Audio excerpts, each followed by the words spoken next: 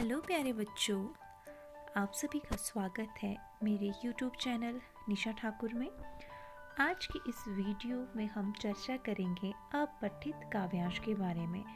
जो काव्यांश पहले पढ़ा न गया हो उसे अपठित काव्यांश कहते हैं। अपठित काव्यांश को पढ़ प्रश्नों के उत्तर उसी में से ढूंढकर आपको लिखने को कहा जाता है, अथवा काव्यांश को पढ़कर प्रश्नों के दिए गए विकल्पों में से सही विकल्प को चुनकर लिखने के लिए कहा जाता है।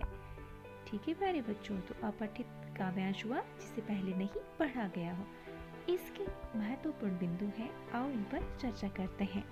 सबसे पहले अपठित काव्यांश को 2-3 बार आपको अवश्य ध्यान से पढ़ना है। काव्यांश के भाव को अच्छी तरह से आपको समझना है।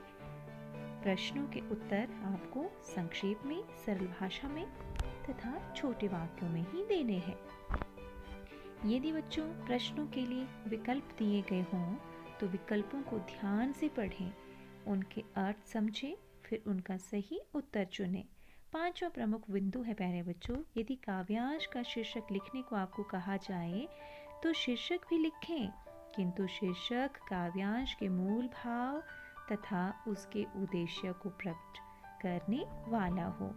ये जो महत्वपूर्ण बिंदु हैं, इनको आपने ध्यान से समझना है और इन्हीं के तहत आपको जवाब देने हैं। तो ये है एग्जाम्पल के लिए मैंने यहाँ पर काव्यांश लिया है। करना है जो काम उसी में चित लगा दो, अपने पर विश्वास रखो, संदेह भगा दो, आलस ही है करा रहा ये सभी बहाने, जो करना है करो अभी कल का क्या हो जाने, ऐसा सुसमय भला और कब तुम पाओगे, खोकर पीछे इसे सदा ही पछताओगे, तो इसमें वह काम नहीं क्यों, तुम कर जाओ, सुखी रहे संसार तथा तुम भी सुख पाओ।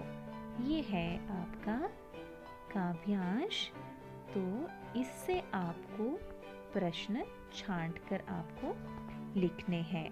तो पहला प्रश्न है, कवि किसमें मन लगाने के लिए कह रहे हैं? चित हुआ मन, ठीक है। तो कवि हमें उस काम में मन लगाने के लिए कह रहे हैं जो काम हमें करना चाहिए, ठीक है। करना है जो काम, पहली ही लाइन में उत्तर है। दूसरा, काव्यांश में किस पर विश्वास रखने तथा किसे भगाने के लिए कहा गया है? तो दूसरी लाइन में देखेंगे आप, अपने पर विश्वास रखो और संदेह को भगा दो, ठीक है। कितना आसान है इसका जवाब ढूंढना। तीसरा है, हमें बहाने कौन करवा रहा है?